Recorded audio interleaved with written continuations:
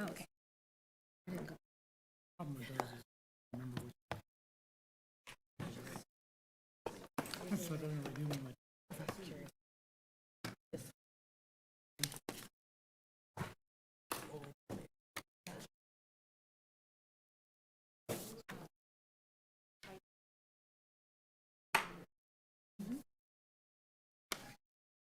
Yes.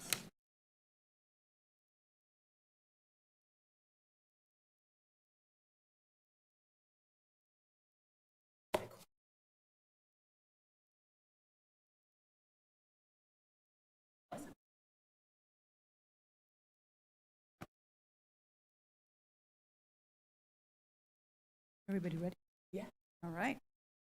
All right, now that all the council members are present, I call to order the March 4th meeting of the City of West Sacramento City Council, the West Sacramento Redevelopment Agency and Finance Authority. We will begin with the land acknowledgement. We would like to acknowledge that the land on which we live, work, learn, and commune is the original homelands of the indigenous people of West Sacramento, who have stewarded this land throughout the generations. We acknowledge and we thank the original inhabitants who have occupied, maintained, and secured this place, and who still exist on this land. We respect and celebrate the many diverse indigenous peoples still connected to this land on which we gather. The council did not meet in closed session this evening, so Mr. City Attorney, you're off the hook for any updates. We would like to invite our guests to join council and staff in the pledge, which will be led by Danita and Anita. If you could just stand up and lead us in the Pledge of Allegiance, please. Thank you so much.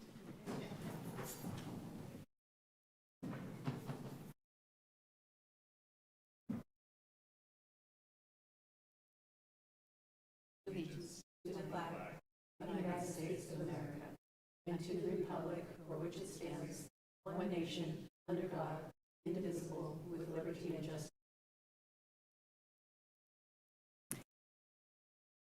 Thank you, Anita and Danita, for leading us in the pledge tonight. As is noted on our agenda, City Council is prohibited by state law from discussing or taking any action on items that are brought up under item 1 for public comment, but it provides an important opportunity for a public forum. The public is given an opportunity at this time to address City Council on issues not listed on the agenda. And we do ask that anyone wishing to address the council on this or any other item this evening to please fill out a request to speak card and provide it to the city clerk. And if we have an agenda item that is up, if you can, upon the conclusion of reading the staff report on any particular agenda item, please, that's when you have to submit the request. And once the staff report has been read, we open up the item for public comment. The clerk will announce your name for you to walk up to the podium and speak. Now, in front of the clerk, there is a timer, and each one will have about 3 minutes to speak. And we ask that all comments be limited to that amount of time. Also, in front of the clerk is an analog flip chart, which indicates which agenda item the council is currently considering. We also recognize that for some, speaking in public can cause anxiety, so we request that there be no applause or boos, catcalls, or other demonstrations. Furthermore, so that we may maintain a civil discourse here in the chambers, we ask that those in attendance and those who address the City Council abide by the code of conduct posted and not speak in loud, threatening, offensive, abusive, or other disrespectful language that disrupts, disturbs, or otherwise impedes the orderly conduct of the meeting. Now, this brings us to item 1 on presentations by the public on matters not on the agenda within the jurisdiction of the council. Madam Clerk, are there any requests to speak? Yes, ma'am. Guy Stevenson.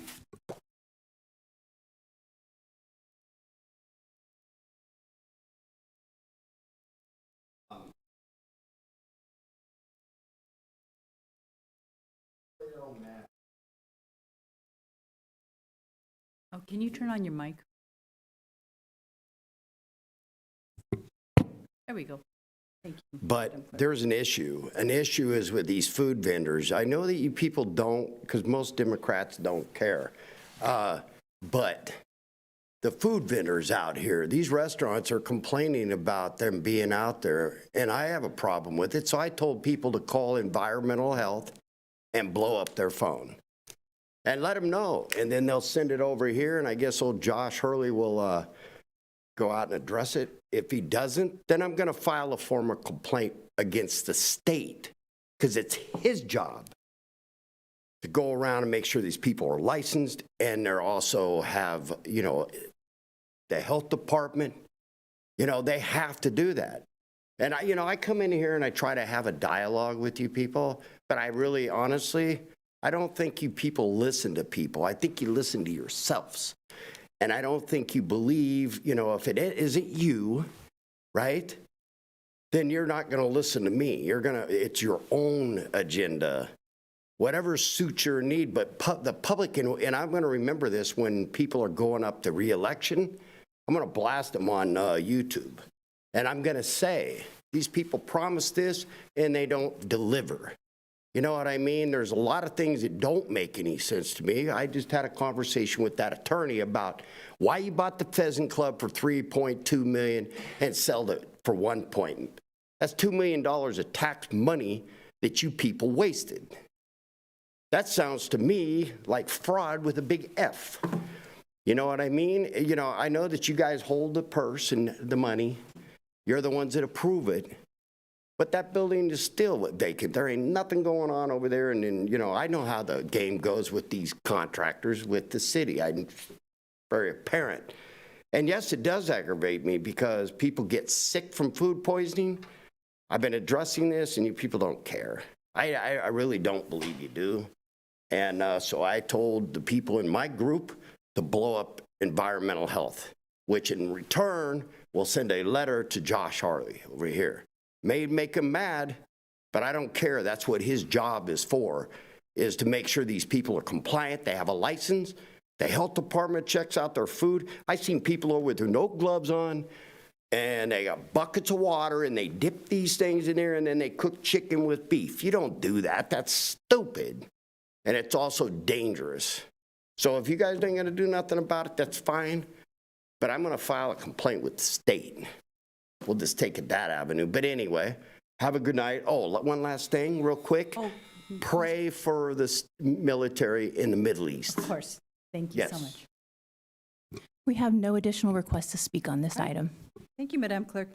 Next is Agenda Item 2 under presentations from the City Manager's Office is a presentation of a proclamation recognizing Women's History Month and honoring artists participating in the gallery, 1075 March. If you can please come up, Anita and Danita, to the front of the podium. I think you are the two receiving, both of you? Just one? Oh, and I'm sorry, I didn't know there was another recipient. We were trying to figure that out here. Yes, come on up, please. Just two recipients, that's it? Because we have 3 proclamations, so if you have a friend, we got 3 of you. Nobody else would like to come up? There's only 2? Oh, sorry, okay. All right, then. And your name, please? Dr. Edith Lefevre. Oh, Dr. Edith Lefevre? Okay, thank you so much. And what I will do is I will read the proclamation, and then I will allow for each of you to have a few words, if you'd like, okay? All right. Well, thank you so much. This is a big deal for us, all-female city council, Women's History Month, whereas March was designated as Women's History Month by Congress in 1987 to honor the achievements and contributions of women across the country. Whereas the origin of women's history began as a week-long local celebration in California in 1978, and whereas women of every race, class, religion, and ethnic background have made significant contributions while facing barriers to participation and leadership. Whereas contributions to economic, cultural, and social fabric of our society have been made by women who serve as leaders, educators, advocates, and caregivers, representing a large portion of paid and volunteer labor. And whereas efforts to address systemic inequities and promote a just society align with the 2026 Women's History Month theme, Leading the Change, Women Shaping a Sustainable Future. Whereas women served as early leaders of every major progressive social change movement, not only to secure their own right of suffrage and equal opportunity, but also in the abolitionist movement, the emancipation movement, the industrial labor union movement, and the modern civil rights movement. And whereas the city of West Sacramento reflects a legacy of leadership with an all-women city council and majority of department heads being women, 65%. And whereas in 2026, We honor the women who have tirelessly worked to dismantle barriers, challenge prejudices, and create opportunities for all individuals, regardless of their background.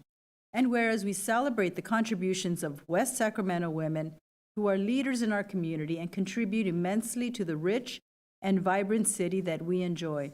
And whereas we celebrate the 2026 Women History Month Art Show and Gallery 1075 in West Sacramento and the participating artists for using their creative artistry to honor women everywhere. Now therefore be it hereby proclaimed that the City Council of the City of West Sacramento does hereby recognizes March 2026 as Women's History Month and encourage all residents to celebrate the various contributions of women in our community and nation. Thank you so much. If you can, please share a few words with us. Me? Okay. My voice is a little gone, but I just want to say thank you for being considered. Thank you for reaching out to me. This is actually my first time. Like, I do art a lot, but this is my first time like being acknowledged. And this is also my first time being in a city council meeting, so that's cool. But thank you guys for just, letting me be a part of this. I'm amazed and I'm excited. And thank you so much. Thank you, Danita. I want to thank you too, and I feel very honored for being recognized, not just for myself, but for women everywhere. I think that recognition, particularly women artists, it's been really difficult to get that kind of recognition. So this is really nice. Thank you for being so thoughtful, and thank you for reaching out to us. Thank you. That's wonderful. Thank you so much. And council members, would you like to express any words? Women's History Month, it's a big month for us. I just want to say that recently I had the great opportunity to go over to Westmore Oaks and speak to a group of mainly Latinas, but all predominantly women of color, young women of color, 11, 12, 13, up and coming. And one of the proudest things I had an opportunity to say was that we have one of the very few boards of a city that is all female. And whether or not that remains, I asked them to please step up so that way we can continue this beautiful legacy. But it's never, when it comes down to it, as much as we try, no matter how many educational accolades, how many, promotions we get at work, how much we elevate, there are still institutional barriers to our advance.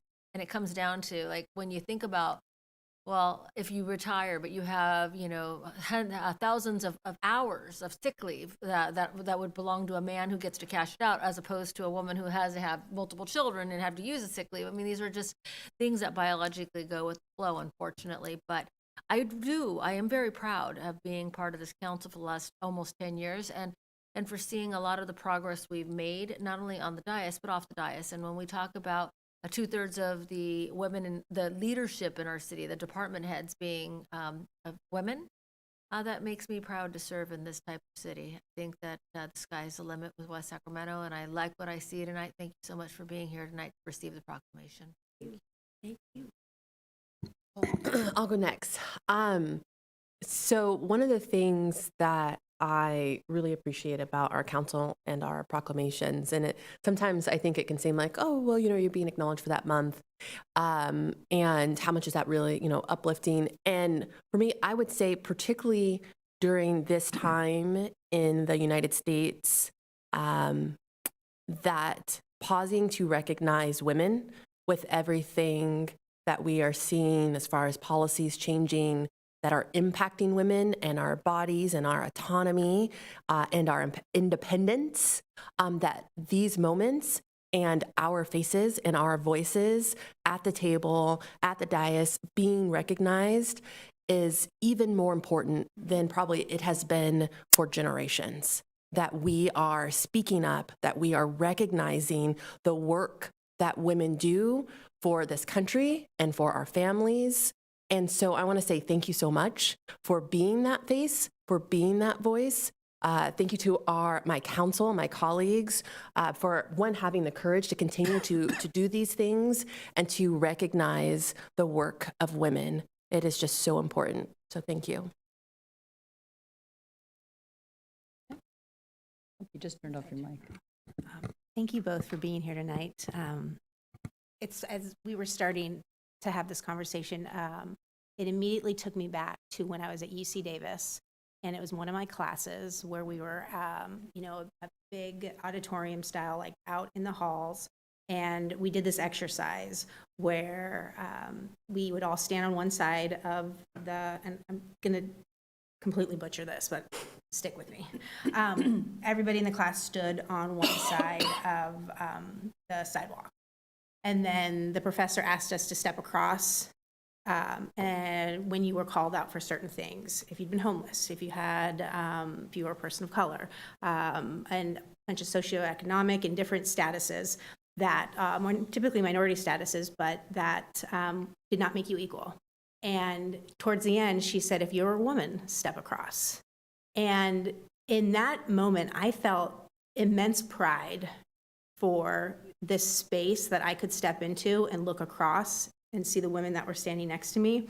And I always knew at that point that something that I would be doing with my future was focused on women. Didn't know how it would play out, but that would be part of my story. And then take it to 2022, when I was elected to city council and my seat made us the first all-female city council in our city's history. And I did it pregnant, like 9 months pregnant. It was crazy. But that's what women can do. Women can move the world. And, Dr. Early, what she just said is taking a moment to recognize us moving the world, because I think we're really good at just doing the work. We're good at putting our head down. We're good at just getting things done, and taking the opportunity to recognize the immense power and strength and just how we operate on 4 to 6 hours of sleep every night. I don't know, but it's different. And for women, I mean, becoming a mom and connecting with other mothers was some of the most powerful community that I've ever built in my life. And so these stories that we share and the ability to recognize and elevate everyone during Women's History Month, I think is so powerful. And thank you for sharing your art with us. That's taking yourself outside of your body and giving us something. And I just appreciate you both being here to recognize this really special month. Yeah. So when I read this resolution, I thought it was so fantastic because it acknowledges women now and in the past and the hope that we have for women in the future.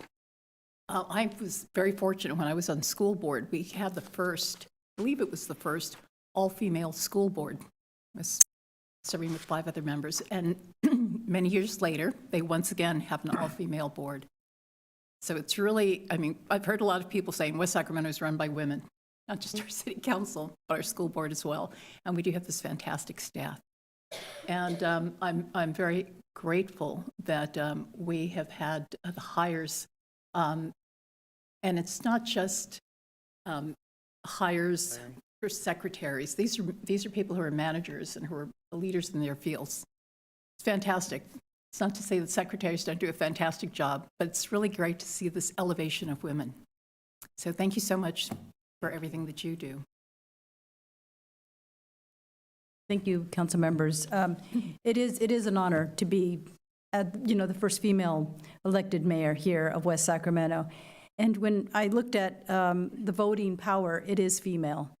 Also, regionally, it is female. And I know that women do want to see representation by somebody who they can relate to, and that is us.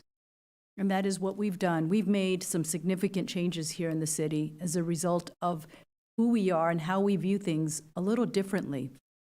And your representation of that through your art, it is amazing, because very few times do we get a chance to be able to see that reflected in art. And it is such a great opportunity. I'd like to thank our representative here in the city, Lanaya, for being able to elevate you. It is great that we have you bringing us to honor who we are in West Sacramento and honoring women, because we know they're the strongest voting power here.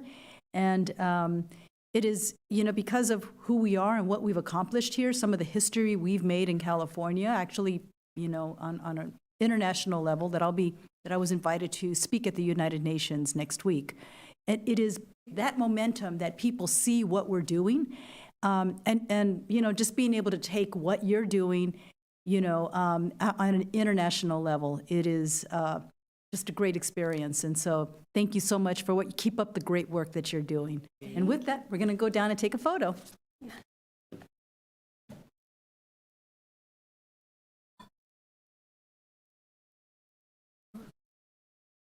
Thank you. In here?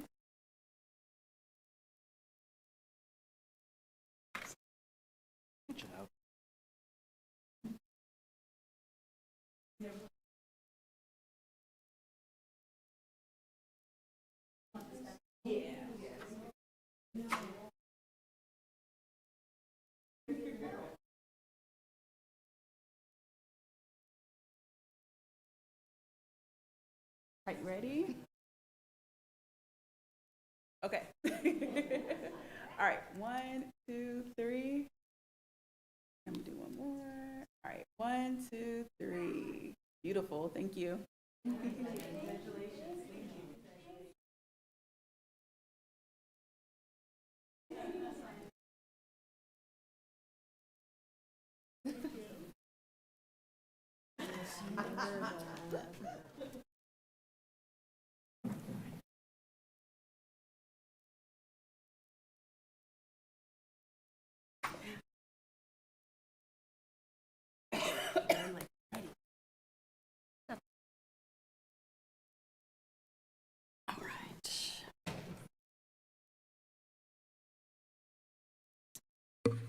All right, this brings us next to our consent agenda items 3 through 6. Are there any requests to remove an item? I think I have one that I'd like to remove. It is, well, where is it? Number 5, I think. Yes, number 5. Mr. Huerta.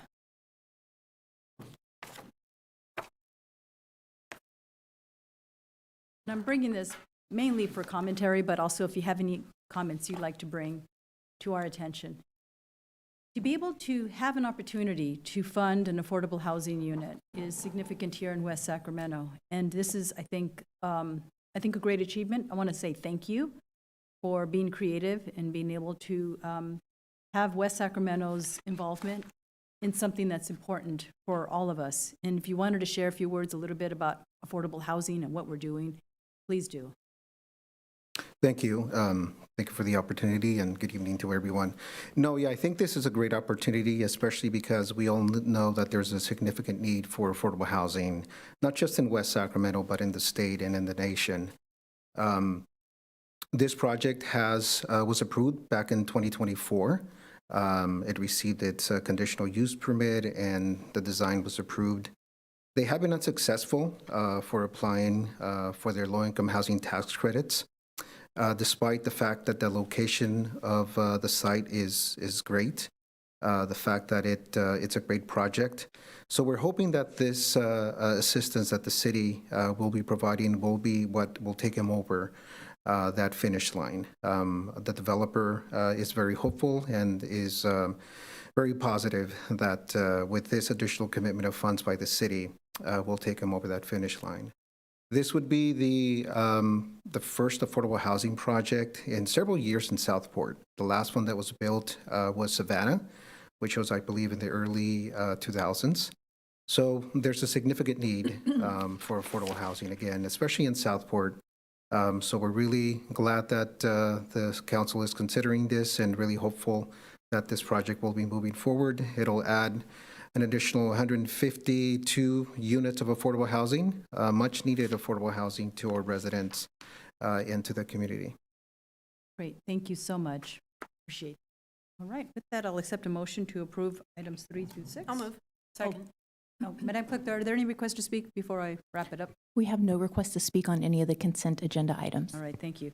Mayor Pro Tem Sulpicio Ho moved, and who seconded? I did. You did? Councilmember Alcala seconded. Please call the roll.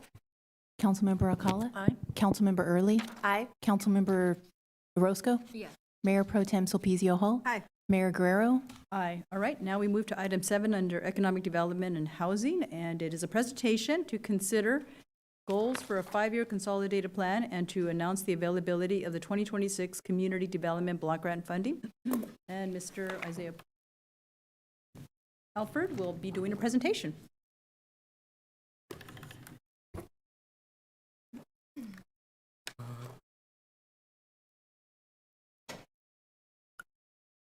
Good evening, everyone. Hi, Mayor Guerrero and members of the council. My name is Isaiah Alford. I'm the Associate Community Investment Planner in the Economic Development and Housing Department. Tonight, I'll be presenting information related to the 5-year consolidated plan and the 2026 Community Development Block Grant funding. I do want to apologize. I am fighting a bug, so bear with me if I do cough. I'm sorry. Distance. Tonight's presentation is being held to announce the proposed goals of the new 5-year consolidated plan and the availability of the 2026 CDBG allocations. After the presentation, we will also receive comments and questions on the proposed goals for the new 5-year consolidated plan and proposed activities for the 2026 annual action plan. And lastly, we'll be proposing an amendment to the citizen participation plan. So what is CDBG? CDBG stands for the Community Development Block Grant, which is a federal funding source provided by the U.S. Department of Housing and Urban Development, known as HUD. CDBG funds support a wide range of community activities and needs, including affordable housing, homeless service, infrastructure improvements, and economic opportunities. This program is focused on benefiting low and moderate income households, and the city has been an entitlement jurisdiction since 2016, meaning we receive funding directly from HUD. So here are some HUD requirements. All CDBG funds must meet at least one of 3 national objectives. The first benefits low and moderate income households with a minimum of 70% of the funds meeting a national objective or this objective. The second is the elimination of slums and blight. The third addresses urgent needs such as emergencies. HUD also places spending caps on the CDBG funds. Public services are limited to 15% of the allocation, and administration and planning are limited to 20%. So why a new consolidated plan? Our current consolidated plan covers 2021 through 2025, and it expires this year. So HUD requires that the city adopt a new 5-year plan from 2026 through 2030. This plan establishes the city's community's priorities, sets the funding direction, and outlines the overall strategy for the use of CDBG funds. So here's the consolidated plan overview. The CON plan, or consolidated plan, is shaped by an evaluation of needs of lower income residents and the neighborhoods in which they live. The analysis uses HUD data, census data, and other available resources, along with community engagement, public meetings, and a community needs survey. The result is a 5-year plan that identifies priority needs and establishes 5-year goals. From this plan, the city develops an annual action plan, which I'll later discuss, which includes annual goals and funding allocations.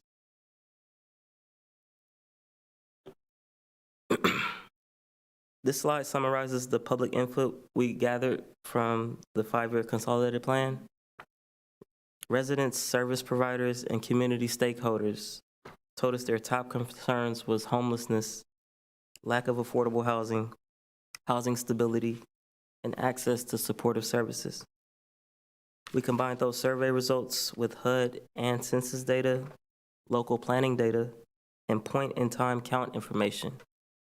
The main takeaway is that housing cost burden is the biggest challenges facing low-income households. These findings will help shape the priority needs, goals, and strategies for the 5-year plan. So based on that, here are the proposed consolidated plan goals. Now the goals for the 5-year consolidated plan include providing supportive services for homeless persons, expanding the availability of low barrier housing, reducing housing discrimination and evictions, supporting affordable housing opportunities, and supporting housing stability for people exiting homelessness.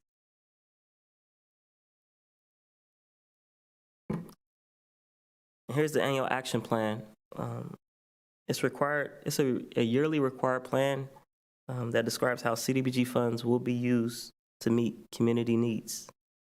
The annual action plan proposes projects and activities and funding allocations. And the purpose of the plan is to ensure that CDBG funds are used in alignment with the city's consolidated plan goals and HUD requirements. So here are some CDBG eligible uses.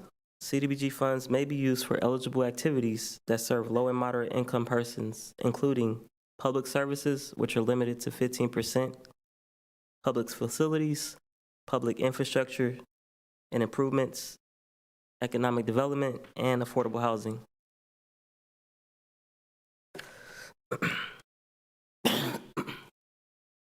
So here's some previously funded activities. Here are examples that CDBG fund used. The Homeless Emergency Housing Rehabilitation Project.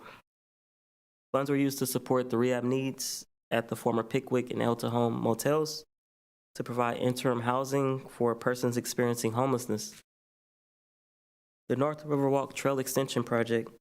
Funds were used to construct infrastructure improvements in low-income neighborhoods, creating safe ADA-compliant pedestrian and bicycle connections between two existing portions of the Riverwalk Trail.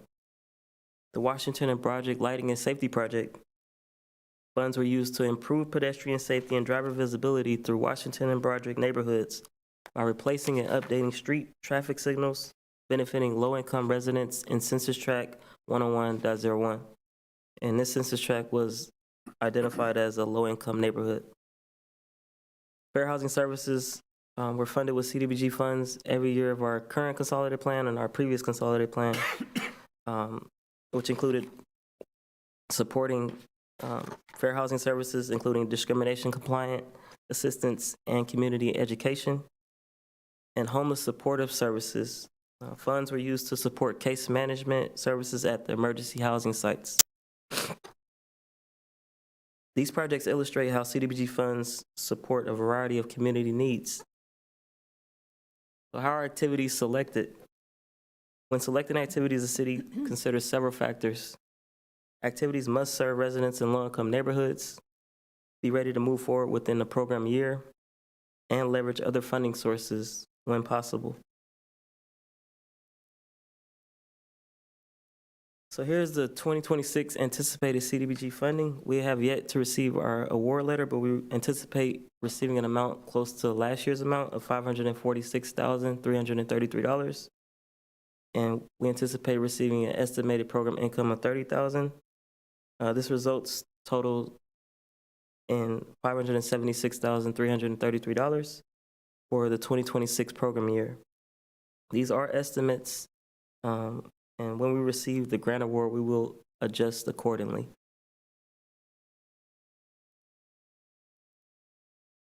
So here are some recommended activities for the 2026 annual action plan. The first recommended activity is the Homeless Emergency Housing Rehabilitation Project for the Westwood, or the former Westwood, with proposed funding of $385,118. This activity is expected to continue to need and address remaining and future rehabilitation needs, including safety and security improvements, such as lighting and cameras and a security gate. The Homeless Supportive Services will provide case management for residents at existing emergency housing sites, as well as future sites. And general administration and planning activities will help support HUD reporting requirements, environmental reviews, and overall planning efforts. So together, these efforts support the city's goals related to homelessness and housing stability and meeting our national objective.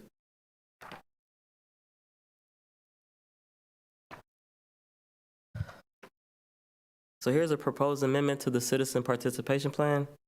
We have two amendments to this plan. The first is increasing the city manager's signing authority threshold for a substantial amendment from $20,000 to $100,000. The $20,000 was enacted as a part of the original Citizen Participation Plan when the city became entitlement jurisdiction in 2016. This limits our ability to move funds when we receive program income, such as loan payoffs. Like one loan payment can exceed $20,000, and we would have to expend those funds in a timely manner in order to meet HUD deadlines and HUD requirements. Any amount over $20,000 will require a formal amendment to the annual action plan, or we would have to wait to use those funds for a following year. So this will allow us to act faster in any changes needed. The second change would be to formalize the city council workshop before the final public hearing at the council. Staff will no longer present before the Parks, Recreation, and Intergenerational Commission, but we will still share the plans with the Parks Commission. These changes are intended to support timely plan adoption and compliance with HUD requirements.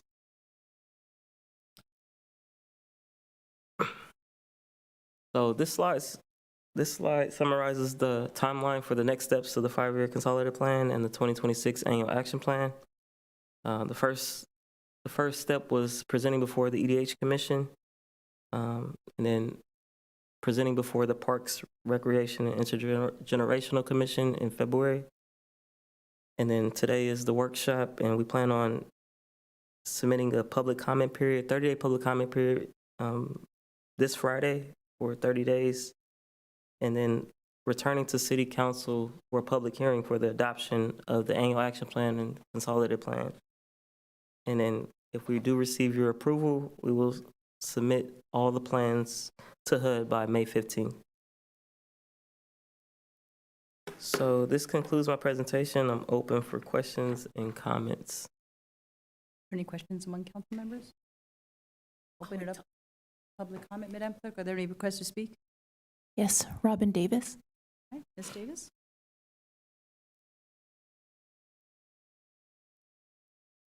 Hello. Missed you guys, especially Guy. So reading through the agenda, it kind of inspired me, this item. So looking at the consolidated plan that identifies a clear need for small, low barrier units, but these units are rarely being built, leaving West Sacramento reactive, buying and maintaining more motels. I see that previous year's funds have been allocated for temporary motel rehab and emergency housing as well. And while that is important and part of the solution, what if we did something different with these funds, something more impactful long-term? A small unit production initiative could do just that. It would provide infrastructure and site prep support for income-qualified homeowners, including utility hookups, required sidewalks, and scaled impact fee waivers and payment plans, so compliance costs don't block new housing. Offer pre-approved small unit designs like ADUs or tiny homes to make building achievable. Tie gap financing incentives to small unit production, empowering residents to build the housing they need themselves. We could also support a nonprofit-run tiny home on wheels community modeled after successful examples like Goodness Village in Livermore, where the nonprofit owns and manages the units and pairs them with supportive services. Research shows that people experiencing homelessness has significantly better outcomes when placed in stable, permanent housing compared with temporary shelters. This approach aligns with goals number 1 and 5 by connecting units to case management and housing navigation, expands low barrier housing as goal number 2, supports affordable housing opportunities beyond traditional developers under goal number 4, promotes fair access and compliance with goal number 3. Across California, ADUs have become one of the fastest growing sources of new housing when cities remove barriers and support residents. Empowering people to build small units themselves is a practical way to expand housing supply while keeping costs lower, especially long term. I understand the city is moving quickly to finalize this budget, and investing in motel rehab may seem like the easiest path to meet that deadline, but maybe we can allocate a portion of these funds or future funds to more proactive solutions that prevent future homelessness and give residents the tool to build housing themselves. These alternative solutions still align with the city's community needs assessment survey and directly respond to those needs while creating long-term housing stability rather than investing majority in temporary shelters and large-scale developments. I'm also excited to come back soon to hear what staff has to say about proportional impact fees. I guess that was moved, but excited for April. Thank you. We have no additional requests to speak on this item. All right, thank you, Madam Clerk. Closing the public comment, bringing it back to council. Yeah, Councilmember Kalla. I want to say thank you to Robin for coming up because that was one of my questions. I know low barrier, it's mostly rentals that we assist with a grant. Could something like this be possible? I think that is Homeownership through small units. I mean, what kind of costs are we looking at? I know we haven't had any type of assessment, but just off the cuff, what do you think about what she recommended? Mr. Alford has been talking a lot, and as you see, he's not feeling his best today, but let me jump in and try to answer that. So there's a lot of components to what the public comment just noted. Some of those aspects may be able to be covered with CDBG funds, but obviously, as you have seen, the city's allocation of CDBG funds is relatively small. A project like that or a project like that really requires a significant amount of funding. So while CDBG funds may be able to support something to that effect, we wouldn't be able to use it or fund it completely with CDBG funds. But some components may be able to be funded. Again, CDBG funds, while they are very flexible, are also very prescriptive. So we do have to fit all of our funding recommendations to these specific squares, triangle pegs that CDBG gives us. I hope that somewhat answers your question. Thank you. Yes, Councilmember Early. Don't go yet. Don't make him. You are so sick, sir. I just want you to want to just give you hand sanitizer. It's an easy, quick question. I was looking, and it is probably somewhere in this report, and I missed it. The survey that we did to the public, how many folks responded? So we did an online survey, and Isaiah just mentioned that we got over 40 surveys. You said over 40 Yes. back? Okay, so just to be clear, when we are, because I know that is just a small component, so when we are talking about the public input that we got, that we are basing this on, it sounds like in conjunction with a whole host of other data. Correct, correct. It was 40. How long was the survey out, and how would people know to do it? Survey was out for 30 days. We posted it on our social media accounts. We put it on our West Sacramento newsletter. We sent it out to HPAC, BB Can, the Housing Priority Action. Thank you. Yeah, so we put it through those channels and made it available for the public to participate. And because I am channeling my colleagues, was it in multiple languages? I believe that it was in English and Spanish. Okay.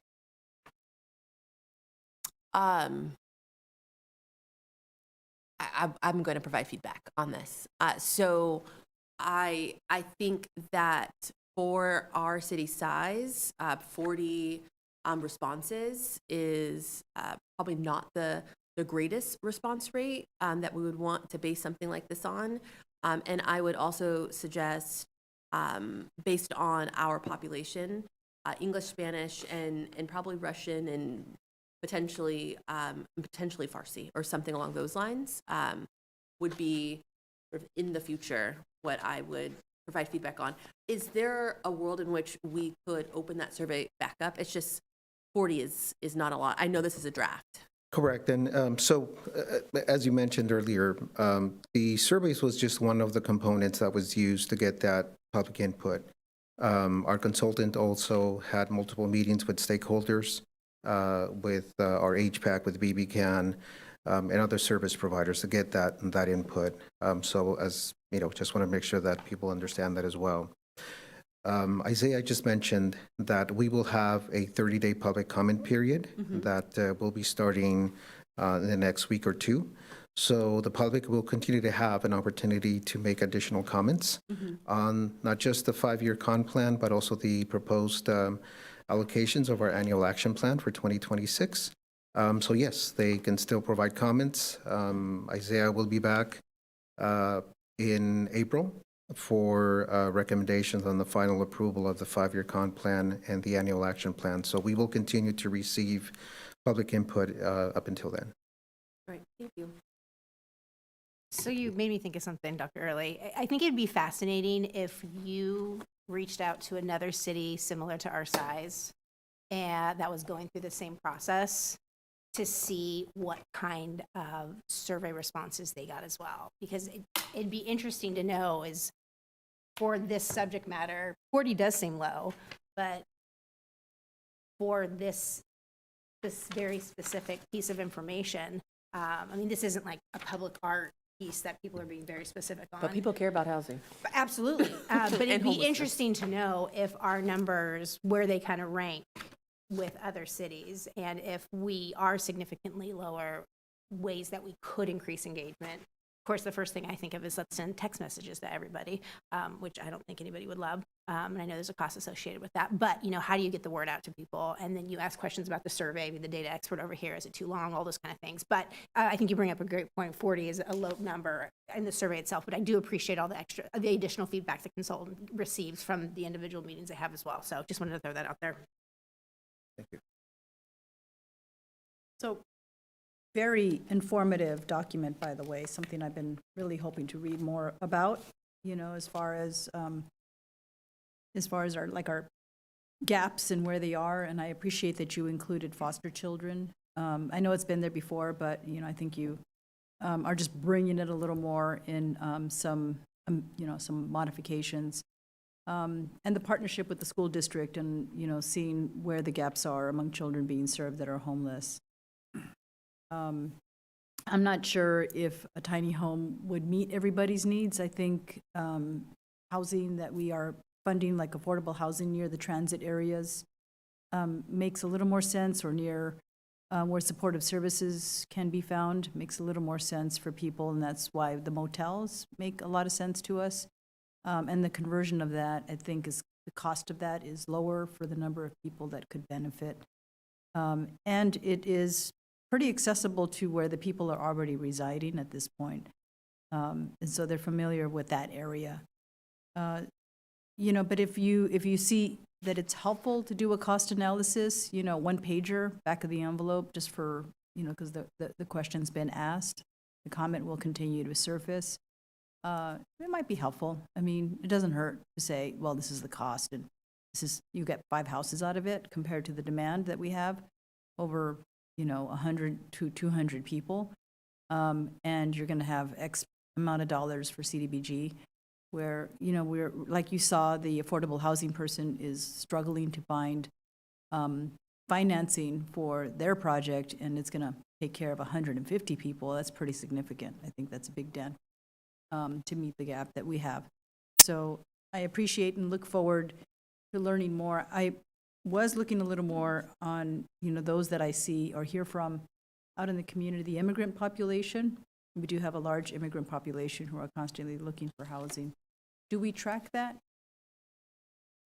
In what respect, in terms of So- tracking? So when we hear from either the Ukrainian, you know, so it'll be refugees that are coming in, and it'll be like the mosque or the Ukrainian, like the Russian church. They're asking for where can we find affordable housing, and they tend to more congregate around each other as a support system. You know, culturally they can acclimate to the transition here if there is, and I do know that there are probably spaces where that is occurring here in West Sacramento.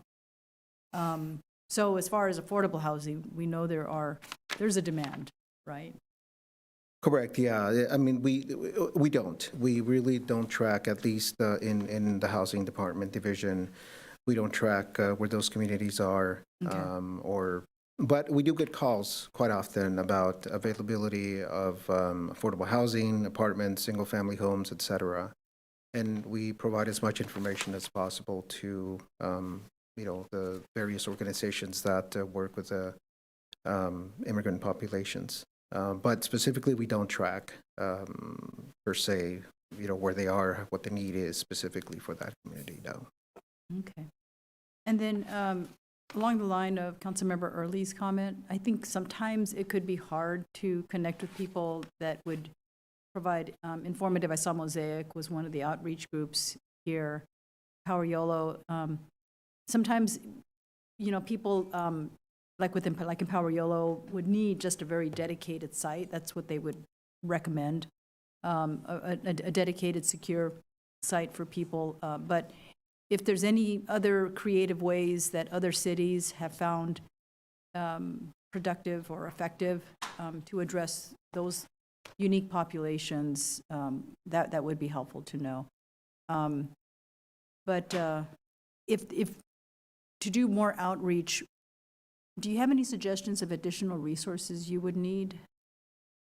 So we've been working with a consultant who has helped us with the draft consolidated plan. The consultant has been kind of leading the way and helping us with the outreach in coordination with Isaiah and staff. I know that we've tried to do a concerted effort to reach out to like the local churches, the organizations that we are aware of that work with a lot of these low-income communities, with the homeless population, where we have heard that the need is.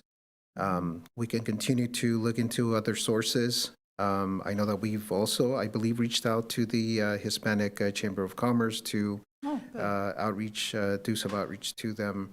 But we can continue to have a conversation with our consultant to try to get the word out. Again, we have an additional 30-day public comment period where we can try to get. Okay, additional 30-day public comment period. Well, Correct. anything I could do to assist with the various churches, I can assist in any way Thank to you. support We'll you. keep that in mind. And Norma goes to Holy Cross, and I'm sure they can find somebody. The Ukrainian or Russian, they can help with the translation. Same with the Muslim and the Sikh community can help with that as well. If you needed assistance like tabling or anything like that, they have big groups that come in all at once and then leave all at once. So you might need a translator or two to assist you with that. Thank you. Yeah. So, Councilmember Early. Yeah, I'm curious. I know at least it sounds like, and I'm pretty sure one of you guys mentioned that we worked with Washington Unified School District. Is that correct? Yeah, so that was one of the groups, Okay, the organizations. So you can right there. Did they send out the survey for us to their email listserv? Our consultant sent it out to the Washington Unified School District. Did Washington Unified School District send it out to their listserv to all of the parents? That's what you're hearing me ask. I'm not too sure. Yeah, I don't think they did. We can confirm that. Typically, when they reach out to either the school district or one of the service organizations, that is the request that the survey be made available to the students. They often put it in their backpacks, send it out so that the survey gets to the parents. I would say Washington Unified School District is actually pretty data oriented and really good at sending it out. Again, if that was directed, I'm going to be honest, I would be shocked out of basically 7,200 students that you would only get 40 if they did send it out to their listserv. I think you would accidentally stumble upon 40 right between them and all of the work that you all did. And so my guess would be they didn't. There might be an opportunity there. Again, Washington Unified is such a great partner for them to send it out to their listserv and encourage parents to fill that out. Sounds great. Thank you. Yeah. We can circle back with them on that. Thank you. So in next 30 days, then, we have public outreach. That's the plan from now.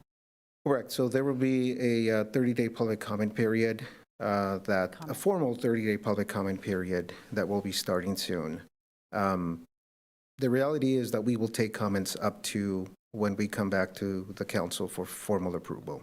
Okay. It'll be a formal public hearing at that point, and additional public comment can be taken as well. But there is, per HUD requirements, a formal 30-day public comment period before we can bring it to the council for formal adoption. Okay. And the only reason why I ask all of my questions, I know it's only $500,000. It's not a whole lot of things we can throw out there, for this amount of money, is it's an opportunity to get more data that I find very helpful with what you shared here today. Just to get more insight as to where the public is interested, not for primarily this, but for everything, Certainly. generally speaking. And that is one of the purposes of the 5-year con plan. As you've noted, it covers a lot, right? It covers a lot of needs. And the reality is that we won't be able to cover cover all of those needs with CDBG funds. And that's really not the purpose, right? The purpose is to identify those needs and then make a decision on how to allocate our very limited funds. So that's why, based on at least the feedback that we have received up to this point, those recommendations that you see today kind of channels that information that we've received. Yeah. I think you identified some really good low-hanging fruit and a good use of the funding from what I've seen. So I appreciate what you've done. Anybody else on the recommendations? No? All right, go forth and get more feedback. Thank you. And the 30-day public comment period starts on Friday, March 6th. All right, good. Thank you. Thank you. Next, under General Administration, Function Part 2, do we have reports from our council assignments? Anybody? Takers? No? No? Oh, okay. Council calendar? Just one event on this Sunday, March 8th. There's going to be a Women's History event and a PD open house at the PD at 10 a.m. Yes. Oh, city manager report? Just a couple quick things. One, I just wanted to take a moment, she's still here, good, to acknowledge one of our esteemed staff. Oh. If you're a frequent reader of the city council newsletter, which I know all 5 of you are. We are. I am. You already know this, but just in case, just to highlight this item, Andrea Alice, our community development director, has been elected to the College of Fellows of the American Institute of Certified Planners. It's kind of like getting an Academy Award in the planning world, so more like a Lifetime Achievement Award. So I just want to recognize her. It is an honor. It's like a year-long process she had to go through. She's going to be honored at the American Planning Association National Conference in Detroit next month. And we're proud of a lot of our staff for these types of achievements, but that's a very notable one in the planning world. So I just want to acknowledge her for that. And then Ariana's gone, but just a point of logistics, next time you're in City Hall. Oh, she's here. She's now upstairs on the 3rd floor. She moved into Rick Toff's office like the day he was moving out. So you'll find her up on the 3rd floor now. Big move. Yes. Okay. And then Jay Chahal is now in Ariana's office. So just keeping you up to date with the seating chart at City Hall. That's all. Thank you. And just to add, do you have any updates about Mosaic's receipt of funding that you wanted? Yes, I can perhaps call Doug up to the podium if he doesn't mind to give a better update than I can. But we did get word that they received one of the congressional appropriation requests. So, Doug, if you want to fill in the details, Do you have please. any update about that? Outside of the fact that they received it, I don't have an update. So you might recall that as part of the fiscal year 26 federal appropriations process, we submitted one of our requests on behalf of Mosaic West Sac for their Mosaic Village project. It did get an amount of funding that I don't have in front of me, so I don't want to misstate it. So it's in the bill, and it's a matter of HUD reaching out to us to start the process of getting that grant agreement set up and passing on those funds for their Mosaic Village project. So. And according to the email I received from Don Bosley, it was in the order of $2 million of federal funding. Yeah. So it's a very significant amount for their project. Yeah. That'd be great, thank you. Then it's going to build a new recovery cafe, which is 2.3, so all they need is 300,000. They're almost there. Thank you so much, Doug, for all your hard work on this. City attorney report. Nothing to report. Nothing to report. Staff direction from city council members, anything? I don't think we have anything on here. And future agenda item requests, none. With that, we are adjourned. Have a good night, everybody. Oh, just one quick thing. If you wanted to hold June 18th on your calendar, Cal Cities is having a sweet day with all the Cal Cities regional representatives. It's a June 18th A's game.